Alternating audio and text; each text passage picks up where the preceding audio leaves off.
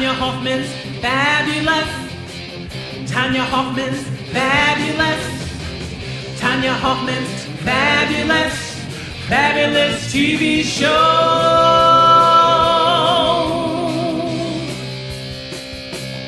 Tonya.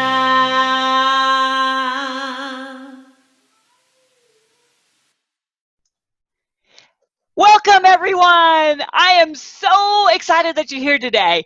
I am Tonya Hofmann. This is my TV show, and we have a fabulous time the whole time. I am here with my special guest and friend, C.Lynn Williams. Hey, C.Lynn. Hi, everybody. And we're going to have a blast. And so make sure, like you know from all my shows, stay to the end because she has an incredible offer you do not want to miss. So today I thought I'd give you a little tip, okay? And you know, I always start off with kind of some insight into my world, you know, because I love giving people information on things that work. And I'm talking about my children today. My son is 10 years old right now. My daughter is 19. She's got a boyfriend bringing him home for Thanksgiving. And we are, you know, moving along in our life together. And I think that's what a lot of people forget is it's a collective unit. It's not mommy, it's not child, it's a collective unit. And with my children, I had both of them start their own business when they're 10. So my son's just starting his, my daughter started hers at 10, and they come networking with me. They go to conferences. They meet the fabulous people that I get to meet. And I give them the empowerment of their own company. They have their own little website, their own little business cards. You know, my daughter's company was called Tile Monkey. She made little miniature tiles. It really doesn't matter what they're selling. It gives them that process and the insight to not only my world, because sometimes they, you know, are disconnected from who I am, but it teaches them so many skills, just like how to shake a hand. You know, I can't believe how many adults don't know how to shake a hand, right? You know, still.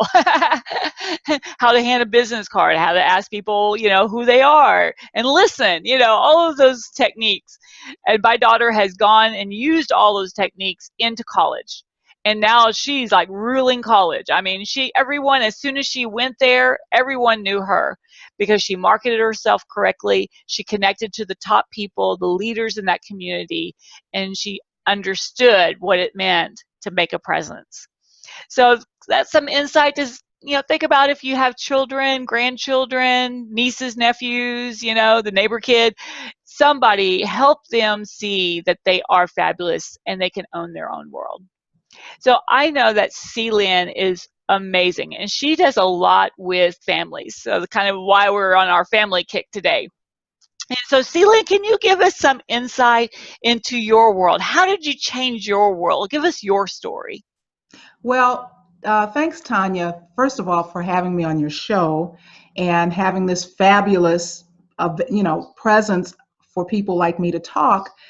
My story is that I had a nice, happy life, I thought. You know, I had two wonderful kids, a daughter and a son. And somewhere along the way, I went through a divorce and, you know, all of the tragedy that goes with that, all of the chaos. And through that story and through that pain, I started writing about just, you know, our challenge. I had a teenage daughter at the time, some of the things that she went through, some of the things that we went through, like you said, the family unit and my son. And so it was really important to keep the family together.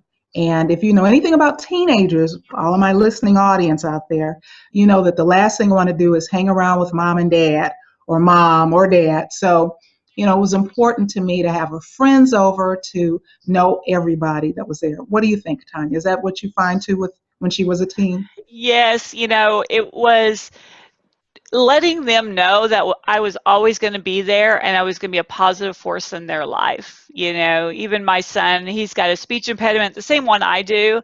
And I know some of y'all are going, yeah, what? But, you know, it's a challenge to go through elementary and learning to read and write for us is very difficult. And so if you just let them know that you're going to be there and that's a lot, I think, of the challenge. Oh, absolutely. I think so too. And that was my purpose. I mean, divorce hurts. That's what I'm writing in today's blog. But I think that part of my story is showing people that you can move beyond something tragic like divorce. Your kids can stay engaged with you and life goes on. And so that's really what prompted me to start this whole series of writing. Nice, because you have books. Do you have them to show us? Yeah. Or you'll have to go to her website to see her books. I know, I'm like, where's my book? I don't know, Where's your book, Tonya, to show everybody? Exactly, right?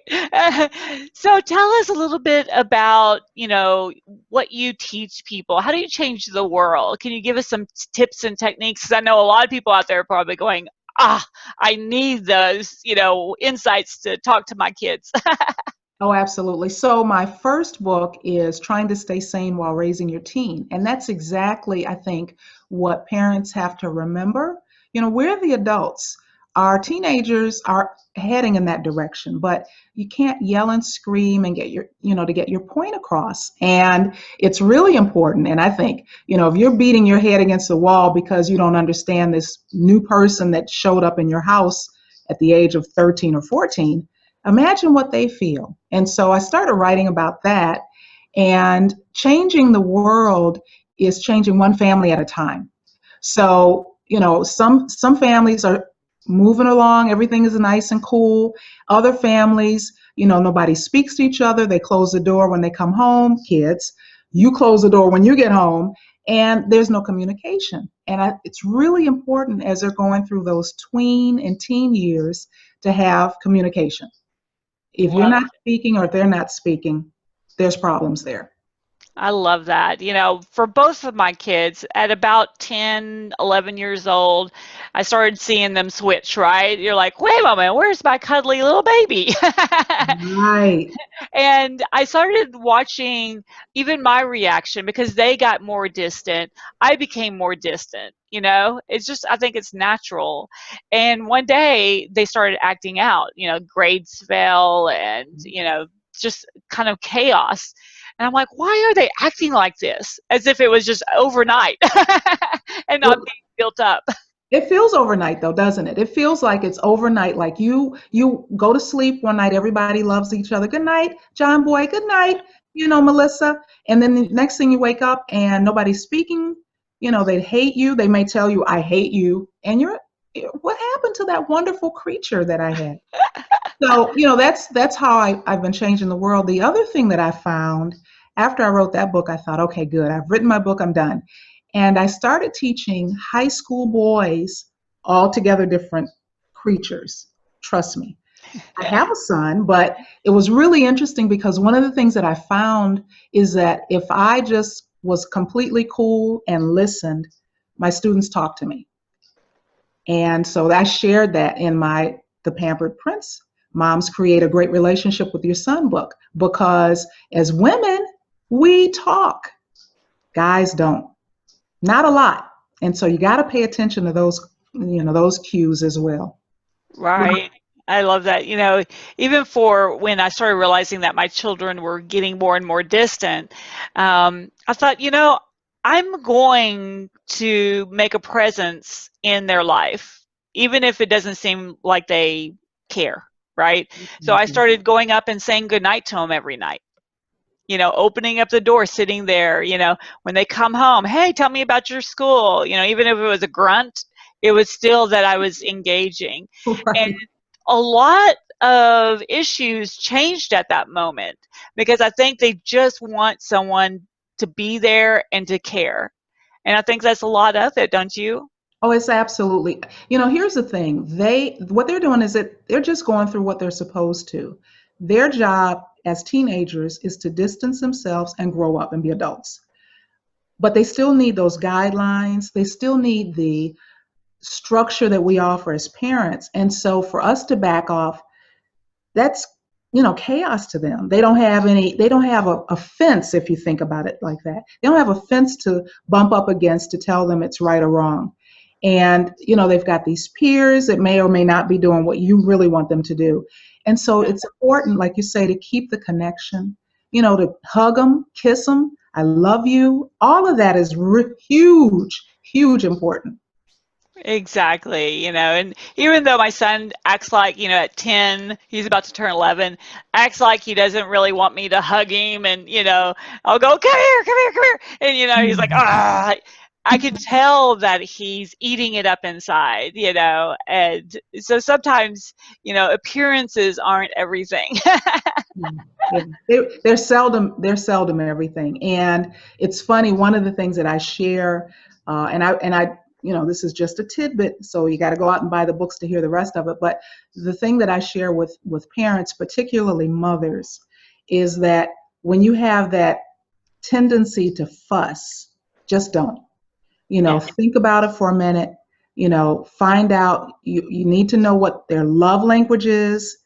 So whatever your son's love language is, so if he likes to eat, then take him to eat, and he will talk to you in ways you never imagined.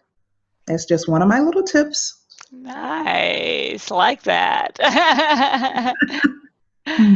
Do you find between the girls and boys that people always like boys are easier at this age, girls are easier at this age? I haven't really found. There's some areas that's easier, but overall it seems to be about the same to me. Do you find that, or is it just my kids? Well, you know what? It's funny. It depends. Like, I know when my daughter was very young, I felt she was really difficult to deal with, but she was my first. So I didn't know I didn't have any way to measure what difficult was. But when my son came along, easy breezy. But now, of course, the tides changed. When she grew up, she was much easier to deal with, and he was a lot more withdrawn and introspective and hard to figure out. So it really depends. And, the thing about it is you can have a set of twins and they could be entirely different. Have you noticed that?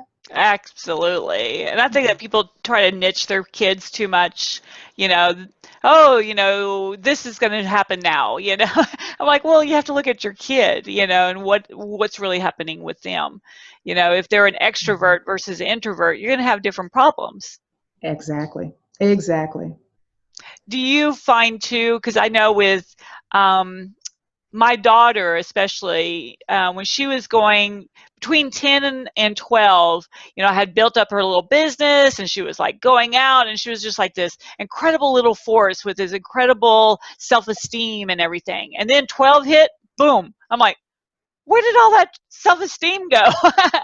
Until about 15. And then I'm like, oh, there it is. It's starting to come back.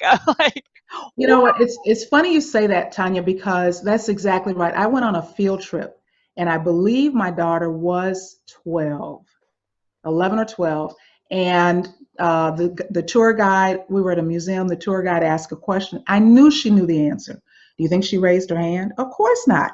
And I thought, what happened to this very, forward marching young phenomenal woman, young lady that I have, in my household?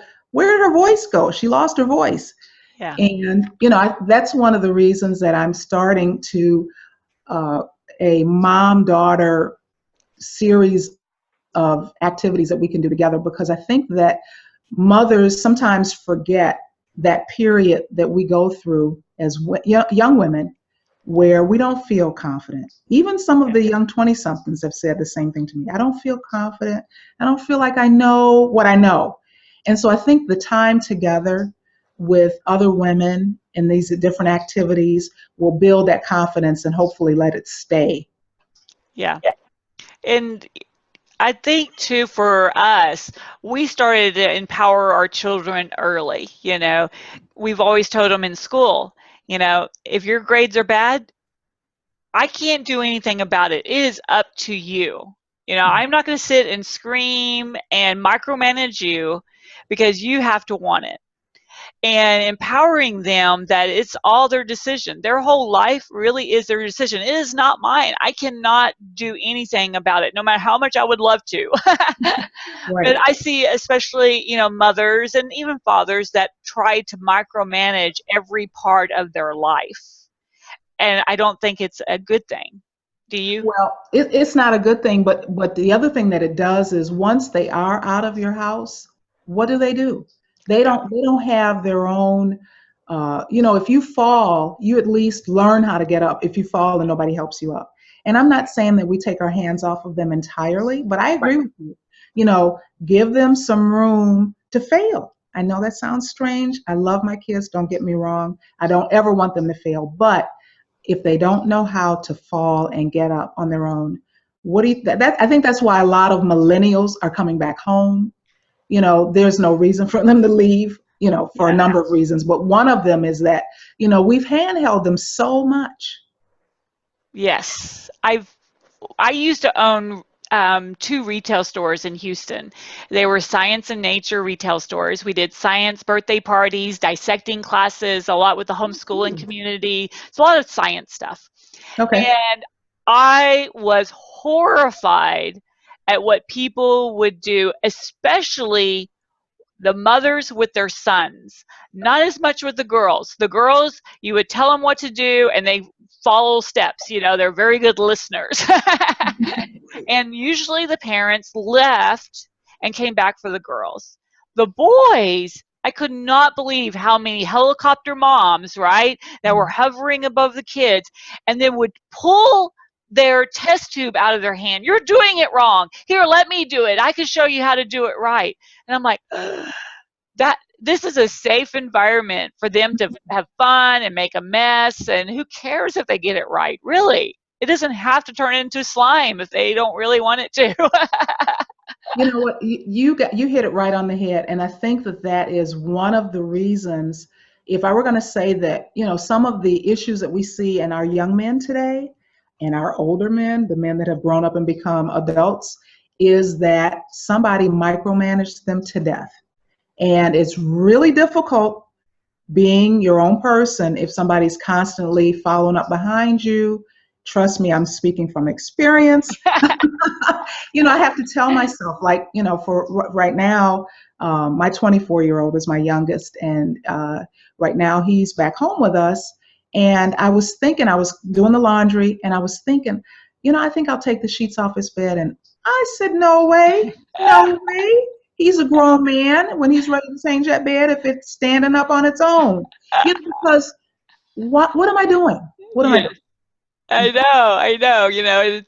I see it all the time with people. Even I remember that. I think all of y'all could relate. If you've ever been married, had a boyfriend, lived with somebody, you can relate to this. Okay, so the first time my husband got sick, and I'm like, did you just ask me to bring you the chicken noodle soup and get your pillows fluffed up and bring you another blanket and turn the TV on and do?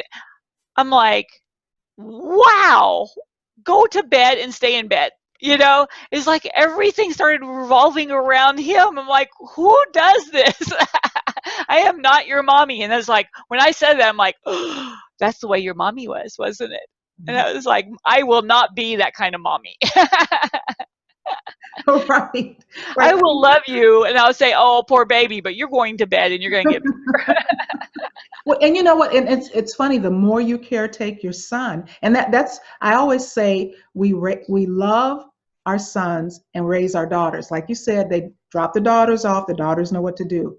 yeah. You have some daughters that don't know what to do, but we as women assume, we're pushing the daughters out. Go and find yourself. Go make yourself awesome.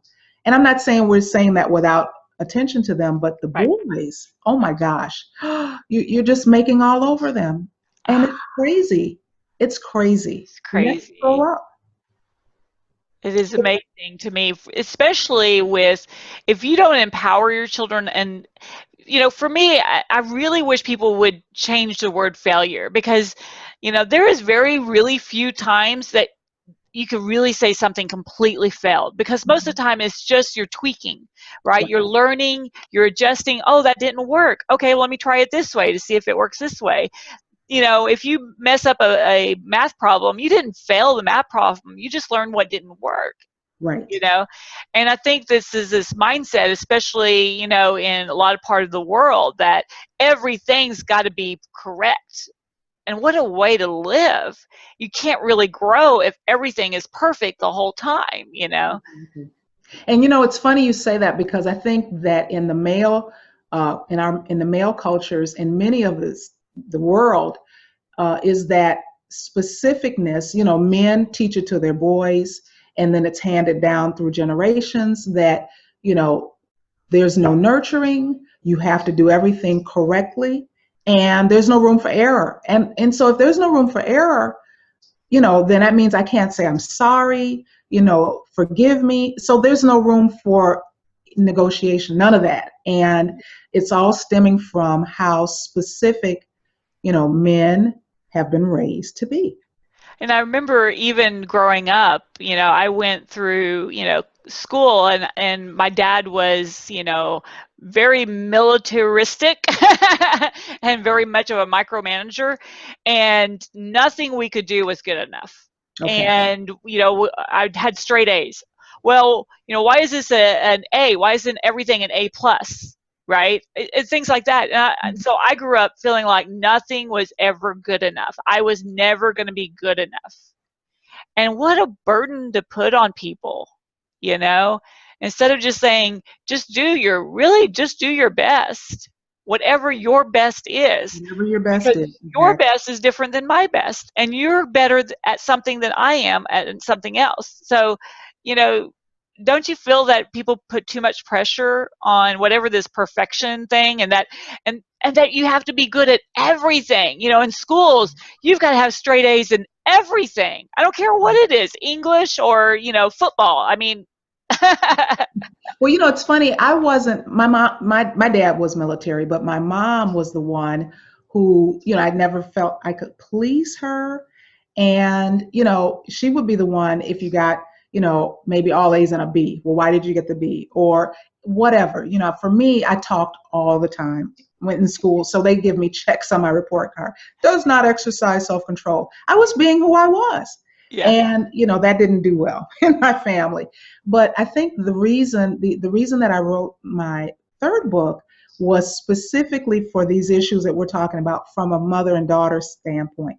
Because one of the things that I got a chance to see, and this always happens when it's time for a new book, I got a chance to watch relationships between mothers and daughters. So I might be riding the train to the class that I was teaching. And so I would see a mother really tearing down her daughter on the train, at the train station. Or I might see, that she's got her son on her lap and her daughter standing off to the side. She's interacting with her son, daughter doesn't even exist. I mean, so those were the kinds of things that stood out for me. And I wrote this book called Raising Your Daughter Through the Joys, Tears, and Hormones. And it's not just a relationship book, but it's also to talk about love and nurturing, because our daughters are going to carry the culture from our family to hers, and etc. And so it's important that you teach her how to love, so that she passes that on to her children. So everything you're saying is absolutely correct. Oh, good. And you're a great mom. Oh, good. Well, I told my daughter when she was going to college that I was so incredibly proud of her. She ended up being the young woman that I always wanted to be. I had so many fears growing up because I had such a horrible childhood that I never really reached my potential until I was about 38 and said, okay, forget about that childhood crap. Let me start creating who I want to be, And I did not want that for her. I didn't want her growing up with the fears that I had, with the, inhibitions and everything. Yeah. And so when she went to college, I just saw this woman just blossom. Now, is everything perfect and hunky-dory? No. She still has, I can't believe I don't know what to do, But in the respect of really owning who she can be, she already knew that she could do that. And I didn't realize I could be somebody, and like I said, until I was about 38. And I wish everyone would empower the children, because can you imagine what our world would be like if we empowered our children like that? Oh, absolutely. And that's what we have to do. I mean, if we intend to repair some of the damage that's going on right now. I mean, if you think about it, who shoots up a school? And you're a teenager, are you serious? I mean, these are things that maybe 10, 15, 20 years ago never even existed. Right. And I know a lot of it has to do with some of the visual, the games, the programs that are on, but a lot of it is what's going on in the home. Yeah. And so, part of changing the world, in my small view, is changing it one family at a time. Showing, let's put the love back in. Let's take time to have dinner together. Let me find out what's going on with you. I love you. Yes. Saying it often. Right. Love that. So tell us, I know you're giving something exciting away today. What is that? Well, actually, I have a nice little set of gifts for our listening audience today. And what they'll need is their cell phones. So pull out your cell phones, please. And what I'd like you to do is I want you to type let's see, how is it going to work? On your cell phone, you're going to put in this phone number. Okay. 708 501 7060. I'll say it one more time, just so everybody heard me. 708 501 7060. So that's the phone number, and you're going to text the following word. It's a phrase, no spaces. Mom balance. MOMBALANCE. Mom balance. And if you do that, it's going to ask you a question and sign up, and you get a free gift. Oh, good.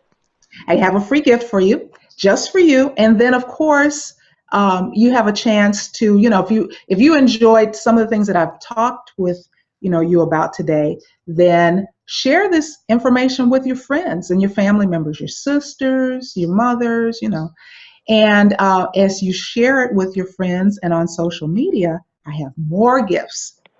And so the technology will take care of it. But so you'll have to answer the questions and then go to my landing page. And the rest will be history. But you'll have some more gifts that I think you'll really enjoy. One of them is an ebook. That's all I'll tell you, no more. So go ahead and do it. And I'm delighted to talk with you. And my website, can I give them my website, Tonya? Absolutely. Okay. It's www.C.LYNN and that's CLYNN Williams with an S.com. And I have my 3 books on there, my 3 parenting books. And I'm also writing a 4th book on blended families. And so if you're interested at all in an excerpt, then please get in touch with me and I'll be happy to send you a copy of it. When you say blended families, is it like 2 couples who already have children coming together, that kind of blending? Yes. Oh, okay. So for example, and I've had friends tell me not everybody gets married, Cheryl, and I thought, okay, fine, but it's really designed when you're putting those 2 sets of children together. There's a lot of anguish, gnashing of teeth, and so the statistics say that most marriages that are blended end in 5 years. And I've been married now 12 years in my second marriage. And so I'm here to say that it's possible. It's a lot of work, absolutely. But what isn't, right? Anything that's really worthwhile is a lot of work. So exactly. Blended families, how to stay happily married is going to be the thing. Nice. You should do another book sometime, because I get a lot of people about blended cultures, because there's so many different interracial couples coming together, and then you've got different families all expecting different cultures to happen in your home. That's an amazing challenge. You're absolutely right. My husband's family, his dad's from Germany, his mother's from Mexico. My family is, Texan mostly, we're deep south. And you put all 3 of those cultures together and wow, You're like, why are you doing that? I'm like, why wouldn't you do that? I don't know. It's just so funny. But it has brought its own challenges. That is, actually, I am working toward a parent subscription series to start toward the end of the year, beginning of next year, where I will have small books, much smaller than the ones I've written now, but on different topics like what you're saying, so that people can just download them and as much as they want at any time that they want. So be looking for that as well. Awesome. Well, thank you for being on today. I really appreciate it. You need to come back on soon. Okay, thank you so much. I appreciate the invitation. And make sure you get to meet C.Lynn. Oh my gosh, as you can see, she's just a wealth of knowledge. She doesn't just talk about families. She does all kinds of things. Every time I talk to her, she's doing something fabulous. And she also helps run one of my chapters for the Public Speakers Association in the Chicago area. So come out and get connected to her and be around her fabulousness. Thank you, Tonya. So everyone, please come back again. Make sure that you check out my website, Public Speakers with an S, Association, all spelled out, .com. And we'd love for you to be on my next show. We would love for you to get involved and go out and really change the world from the front of the room, right? Go out, make a difference in people's lives. So see you next time. Thank you. Bye. Bye-bye.